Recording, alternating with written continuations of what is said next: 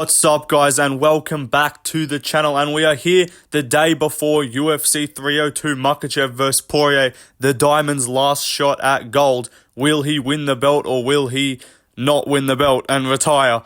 Or maybe not retire, I don't know. But tomorrow is UFC 302 and there's a bunch of fighters on the card, obviously. That's what the fuck happens with a pay-per-view. I don't know why I'm saying that. But there's a lot of pressure on a lot of fighters too. So I'm going to be discussing the key fighters on the card. Obviously, the main and co-main event, both fighters involved there. And then a bunch of other fights on the card. I'm going to be picking some people that I think have a lot of pressure on them, or maybe have varying levels of pressure. This is the UFC 302 pressure ratings.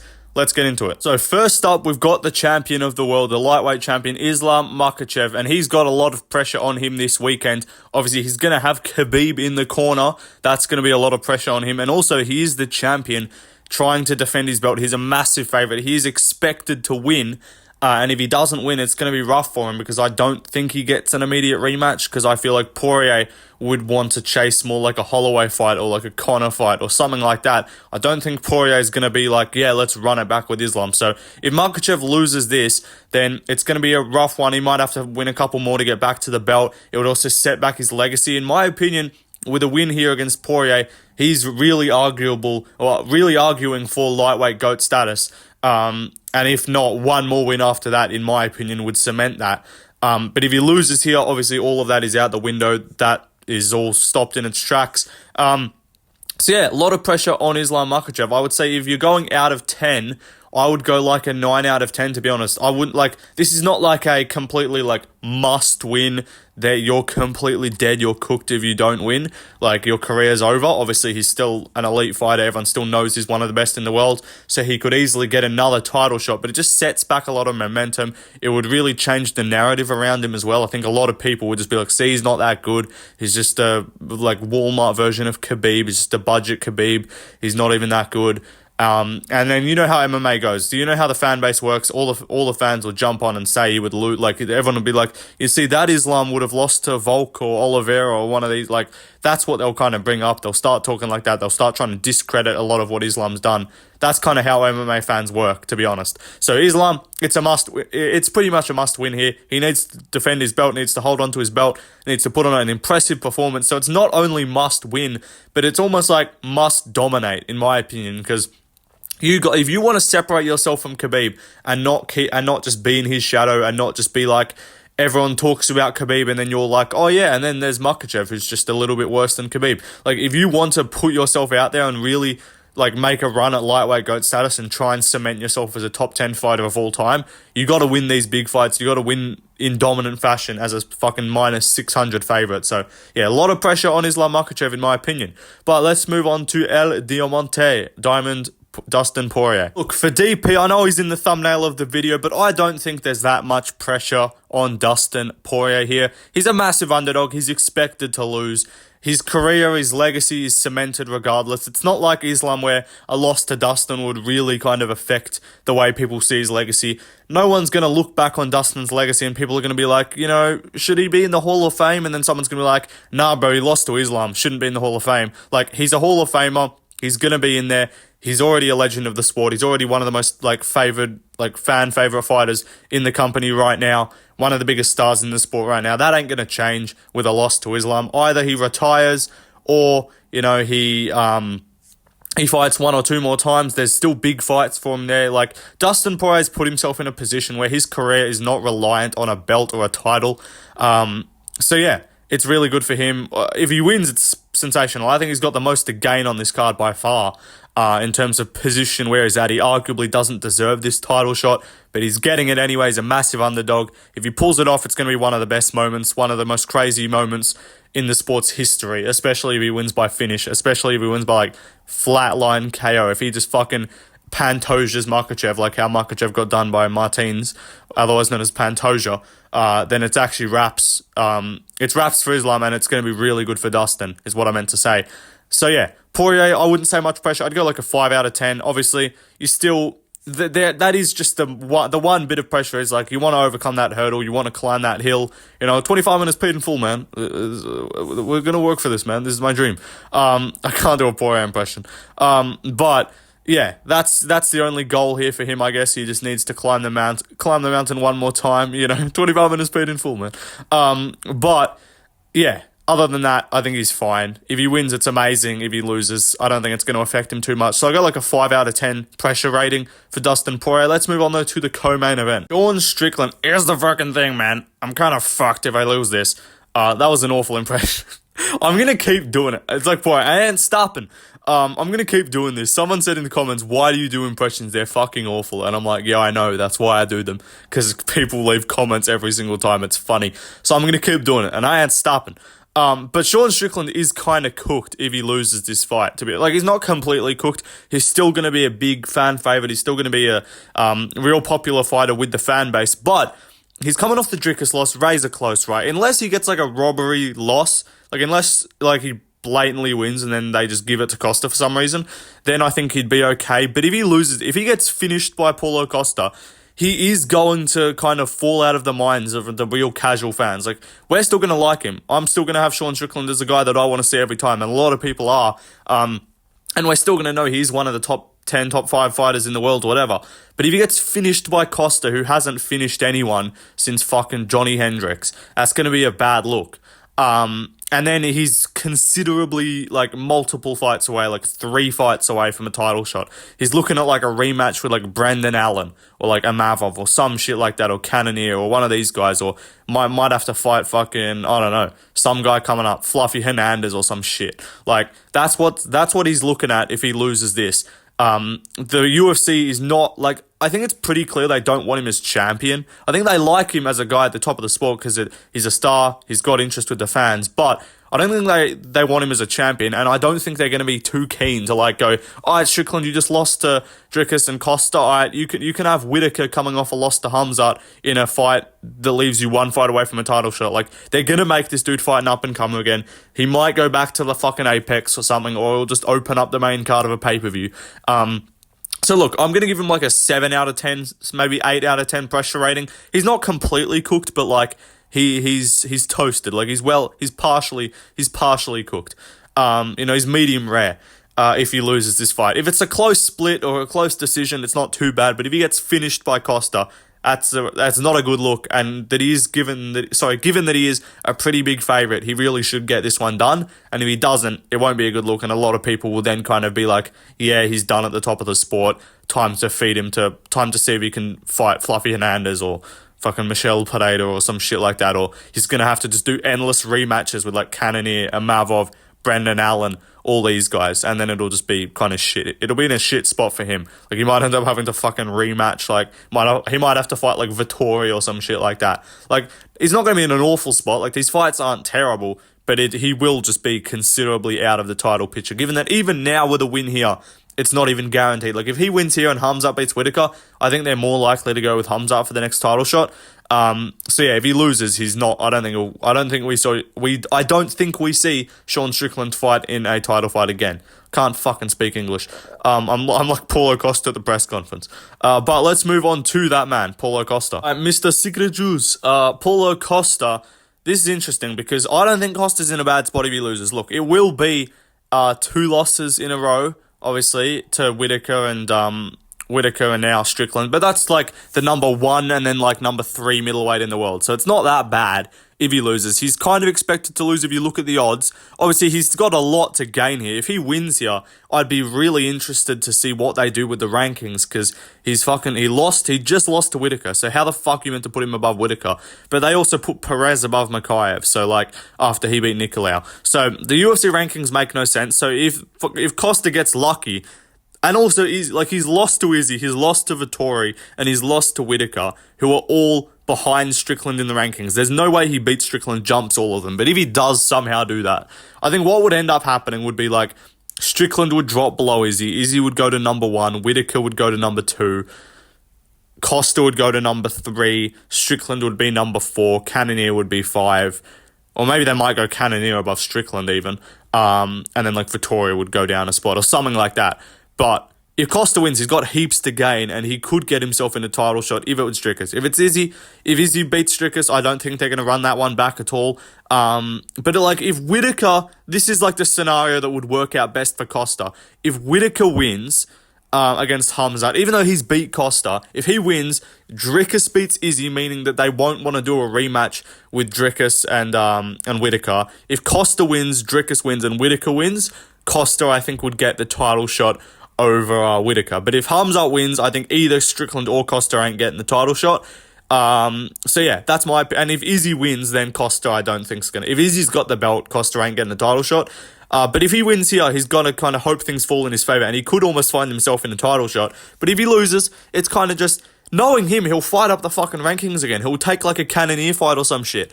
Like, he'll lose this, Cannonier might lose to a Mavov, and then they'll just run Strickland versus... So they'll run Costa versus Cannonier. Like, that could be what he finds himself in. So I don't think Costa's got much to lose. I think he's got a lot to gain. So I'll go like a 4 or 5 out of 10, similar to Poirier. Really not much to lose, whole lot to gain. Because no one really considers Costa a top 5 guy right now. No one's like, oh yeah, Costa's challenging for a belt soon or something. Like, no one views him as that guy. So it's not like he's having to protect a sort of narrative around him. He's just a dude that if he loses this, he'll probably still be able to talk his way into like a top 5 fight. So yeah, let's move on. And if Hamzat loses to Whittaker, they'll just probably run that, Costa vs Hamzat.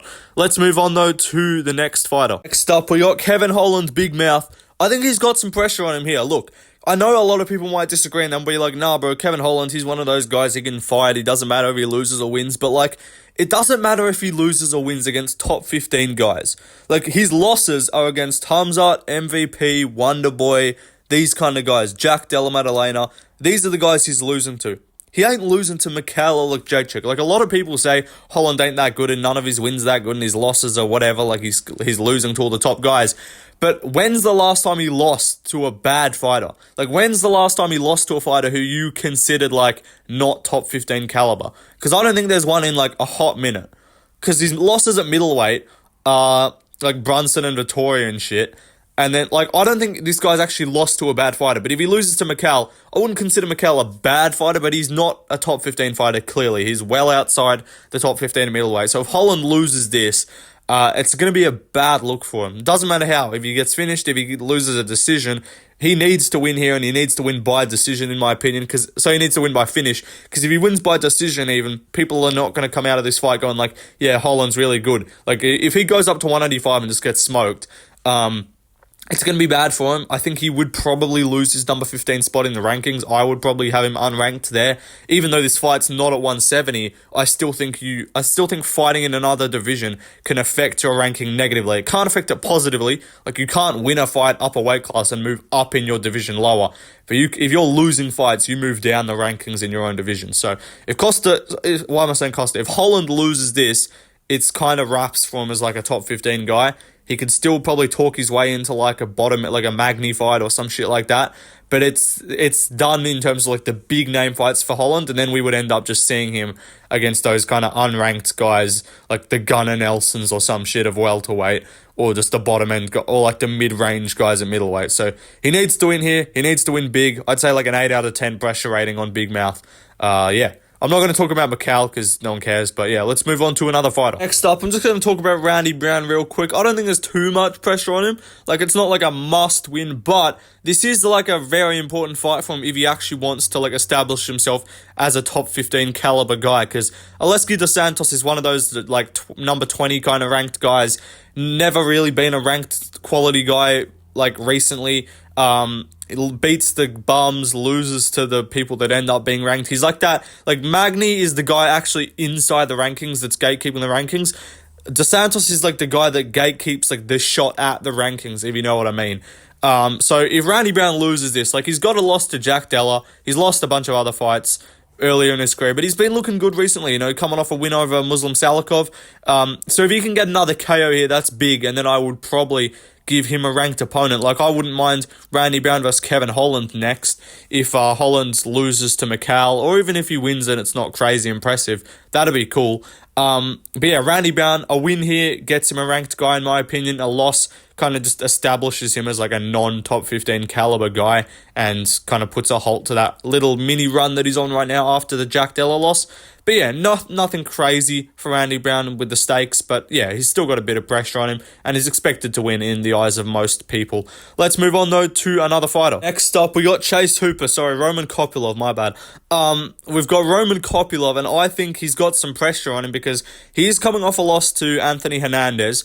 But a lot of people don't really blame him for that loss too much. A lot of people recognize that's a tough stylistic matchup for him. The grappling's rough, but a lot of people like Lucas Tracy still think he's one of the best strikers at middleweight. In fact, Lucas thinks he beats Robert Whittaker and Israel Adesanya. A little bit interesting of a take in my opinion, but if he loses here to Almeida, who is a very good striker but unproven, that's the key. He's about to fight a 5-0 guy in the UFC, and not some bonical 5-0 guy. Like, even though Almeida's undefeated, no one's like viewing him as like, oh my god, this guy's the best prospect we've ever seen. Like, he's 36. He's not that crazy, like, in terms of the hype around him. His debut was just whatever. He got a finish. It wasn't nothing crazy. But if Kopylov loses here, that kind of establishes his boundaries both as a striker and just as like an overall fighter. Because Hernandez kind of exposed his boundaries as like an overall, like as like a grappler. Like, he's not going to beat anyone who's really good at grappling and can push a pace. But if he loses to Almeida, that then shows, like, this guy can't stand with, like, this guy's not even going to be a top 15 guy in terms of stand-up. Like, he could still beat some guys. Like, I think he would beat, like, Roman Dolidze, of course. But in terms of, like, people aren't going to view this guy as, like, an elite striker at middleweight, given that most of his wins are all against cans. And that's why I'm picking Almeida. So, yeah, a little bit of pressure on Roman Kopylov. Also, doesn't want to extend that losing streak to 2. Wouldn't be good. So, yeah. Let's move on, though, to Cesar Almeida. Look, for Cesar Almeida, I wouldn't say there's, like, heaps of pressure, because he is 5-0, he is undefeated, so that the pressure is, I guess, losing the O in MMA. But most of the pressure, in my opinion, comes from, like, this guy's 36. If he loses here, what are we seeing next for him? Like, that kind of mean, like, when you see these guys coming over from kickboxing, especially when they're older in their career, a loss outside the rankings really sets you back, because it kind of means, like, how long are we going to be doing this for? There's not, what is there to strive for, I guess? Like, we don't have much time to do anything here, so there's not really any time to, like, improve. You kind of just got to go and hope you win your fights. And if he loses to Kopylov, even though that's not, like, a bad loss, and that wouldn't indicate that he's, like, a bad fighter, it would just, like, be like, okay, well, we can't give you a jump up now, you just lost. What are we going to do? We're going to try and rebound you. We're going to try and, like, build you up and give you some cans for, like, a year or 2 years. Like, he'll be 38 by the time that happens. He'll be fucking 40 by the time he gets a ranking. Like, what do we do? Like, you got to go now with Almeida. And he kind of, it's one of those ones where you got the momentum. If you keep winning, the momentum keeps building, but as soon as you lose, that momentum is done, and it's going to be really hard to get back. I'm not saying he's got that much momentum now. He's fought once in the UFC, but he's got some hype behind him, and if you can beat Roman Kopylov, who's a guy that is known by the hardcore fans, who is very glazed by many, such as Lucas Tracy, then that will definitely show a lot of people Cesar Almeida as, like, a potential, like, top 15, top 10 guy, and could, like, a guy that could whoop up a lot of people on the feet. But yeah, I'd say like a 7 out of 10, 6 out of 10 for Almeida. He just needs to protect the O, needs to keep the momentum going, not like kind of have his UFC career sort of done before it starts, I guess. But let's move on to another fighter. Move to another Almeida, and that is Jailton Almeida. Now, this guy, I think he's got a lot of pressure on him. And he's going to have a lot of pressure on him in this fight if he loses, in terms of, like, physical pressure, because Romanov will be on top of him, sitting on him, and crushing his ribcage. But in terms of if he loses this overall, it is kind of wraps for him, because the loss to Blades was a little bit embarrassing. Like, he kind of ragdolled and tossed around Blades in the first round, and then just got belly smushed and TKO'd. So that was not a good look. But in terms of who actually looked better across the duration of that fight, it is Almeida. Blades looked shit. He didn't defend any takedowns. But obviously he got the win in the end. But if Almeida loses here, that's like, there's a clear difference between Curtis Blades as like a number 5, top 5 guy who's about to fight Tom Aspinall, versus Alexander Romanov, who lost the last 2 rounds to Marcin Tybura and got TKO'd in the first by Alexander Volkov after failing 1 takedown. So if you lose to Romanov, it is wraps for you. You are going to have absolutely nothing UFC might just be like, fuck off, get out of here, send him off to PFL. Like, they might do that, because what purpose is there? Like, when he was on a win streak, it's cool. The Lewis fight was a bit stinky. You know, he needed to come back from that, get a win in a big way to kind of get the hype back around him going into the Blades fight. He lost that. He needs to get a big win and finish Alexander Romanov here. He can't have a stinky decision. He's got to go out there and just fuck up this fat boy and TKO him or submit him inside 2 rounds. Otherwise, it's not a good look. So he needs to win this. He needs to win big. Otherwise, it's not going to be a good look for him, and he will have a long way to go, and pretty much no one will ever care about him. So yeah, like you don't want to be remembered as the guy who lost to the Marshmallow Man, the loss to the fucking whatever that, like, the character fucking advertisement, the big marshmallow. You know what I'm talking about. But yeah, let's move on to that man, the Marshmallow Man, Alexander Romanov. Alexander Romanov, he's got a lot of pressure, and he's got a lot of pressure on those knees, because he's carrying a whole lot of weight in the upper body, and those knees might be buckling by the minute. Like, they might go any second now. So yeah, Romanov, look, there's not heaps of pressure on him in terms of, like, performance. No one really expects him to do well. If he wins here, he's a top 10 heavyweight, so that's pretty cool for him. It seems like, well, you know, when you get those fights where you're just thinking, like, everyone expects this guy to win, but, like, what if this other guy wins and he's suddenly, like, a top 10 heavyweight? It's not that dramatic for Romanov, because he's lost to other guys, but, like, with Costa, and, like, no one really cares about him, but, like, it's same with Costa. Like, you're like, but what if he wins and he's now a top 5 middleweight and he might go to number 1, even though that would be dumb? Like, what if that happens? You're like, what the fuck? It was actually the same going into the Holloway-Gaethje fight. Even though I gave Holloway a really good chance to win, I kind of was like, nah, there's no way he's going to win. Like, what the fuck happens if he wins? It wasn't like the fight was, like, hard for him to win, but I was like, it just makes no sense. I'm like, huh? How's the fuck's this cunt meant to win a fight and be ranked in 2 divisions? Like, that doesn't work. Like, it never happens. So I was like, okay, well, he's not going to win. It wasn't even about the fight. It was more about, like, I can't see someone being ranked in 2 divisions or jumping up a big spot. It just seemed like one of those fights where it's just weird. Like, the outcome of it would just be odd in terms of how things would play out. And that's similar to how I'm thinking with, like, the Costa fight, and also less of an extent, but also with Romanov, I'm like, what the fuck happens if he wins? Who's he fighting next? Like, we see this guy versus, like, I don't know, fucking, like, is this guy going to fight, like, the loser of, like, Volkov versus Pavlovich or something? I mean, not if it's Volkov, but, like, we're going to see this motherfucker versus, like, Curtis Blades if he loses to Aspinall. It just seems weird. So I just don't see Romanov winning. So there's not that much pressure on him. I mean, there's some pressure on him to lose the weight. You know, he needs to get below 265. He's going up. He weighed in, like, 240 for one of his fights, and he went, and then for the Volkov fight, he was fucking 264, and now he's gone up a pound. He's gone 265. Next time he's going to miss weight. But let's move on, though, to another fighter. Grant Dawson is an underrated contender for most to lose this weekend, because you might be thinking, why? And it's because he lost to Bobby Green, right? He only had 1 loss in his career. He was undefeated in the UFC. He had a draw, but apart from that, he was undefeated in the UFC. Been looking great. Beat Demirez Magulov, who the Weasel and a lot of people were glazing. And then he gets fucking chinned by Bobby Green in 30 seconds. Hype's gone. Goes from number 10 to unranked immediately. No one cares about him anymore. And now if he loses here, it is completely wraps for him. You cannot lose to Joe Selecki and be considered in any way capable of making the top 15 of the lightweight division. If he wins here, he's still got some work to do. I don't think he'll get a ranked guy after this. I think he would still have to fight another dude. But it's rough for him. But if he loses, it's wraps for him. If he wins, he needs a bit more. So yeah, Grant Dawson, to have any chance of getting, like, relevance back again, like, he was full getting promoted going into the Bobby Green fight. Like, that was his main event. That was, like, him versus an unranked veteran Bobby Green, just as, like, a name to give him a spotlight in a fight that he was meant to win easily. And he lost. So, like, he went from fucking, a big prospect, one of the best grapplers in the division, to chinned by Bobby Green. You suck. So if he loses to Selecki, it's over for him. You're completely cooked. If he wins, still needs. So a lot of pressure on Grant Dawson. In terms of, like, the non-main card, the like, big high-profile fighters, like the main and co-main, I actually think he's got the most to lose. Let's move on, though, to another fighter. Next up, Basil Hafez. Now, I wouldn't say he's got heaps of pressure on him, because no one really considers this guy, like, a super prospect. Like, he's 9-4, but especially after his debut against Jack Della Maddalena, he looked great. Even though he clearly lost that fight 2-1, he looked very good in that fight. Gave Jack a lot of problems. Apart from like the Burns fight, probably gave Jack his toughest fight. And even though he finished Burns, didn't finish Basil, but he's fighting Mickey Gall, and this is where more of the pressure comes from, because people are actually viewing Basil as a guy who could do some things and could be a problem for some guys. If he loses to Mickey Gall, it's out the window. No one's ever going to speak of him again.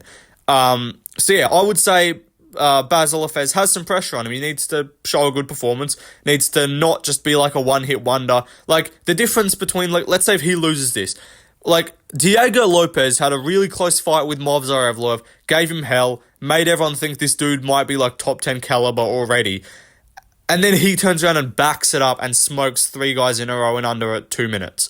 But if, like, that's what we should be seeing from Basil Hafez. Given a top 10 guy a really tough fight, but then when you fight down a bum or a lower level competition, you got to smoke that man. So he's got to go out there and smoke Mickey Gall, who is awful, if he wants to have any chance of, like, presenting himself as, like, a top 15 guy in the future. Let's move on, though, to one last fighter. Now we got Andre Lima. This dude is undefeated, right? He's 9-0, so that's a bit of pressure on him already. You got to keep that O going. 10-0 looks a lot better than 9-0. When your undefeated record is, like, below double digits, a lot of people are just like, okay, whatever, he's probably been fighting bums on the regional scene.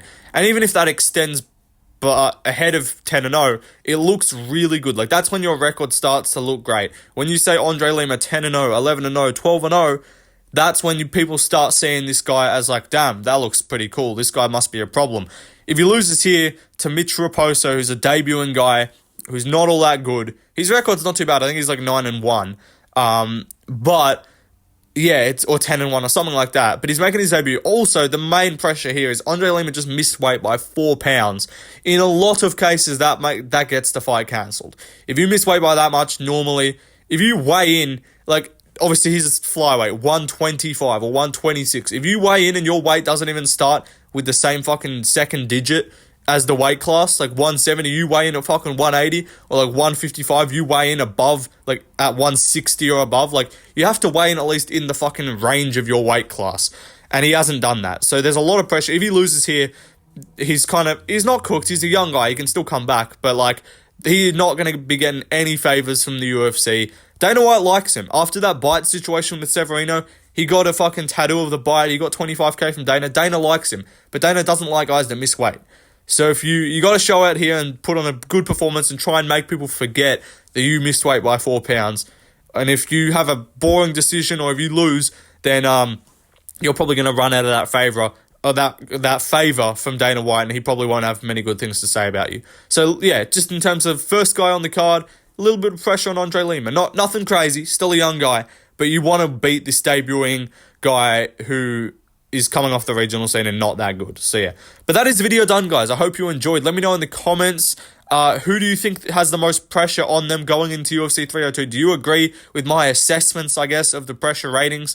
This is the kind of series I'm doing for all the pay-per-views. I didn't do it for 301 because there weren't that many like crazy fights to talk about. And even this one, there's not many crazy fights, but there are some underrated sort of like a lot of pressure on you sort of nominations. So yeah, I'll see you guys tomorrow for the post-card recap. Hope you guys enjoyed the fights. Like, subscribe, leave a comment, follow my Instagram, Left Lane MMA, and I'll see you guys in the next one. Peace out.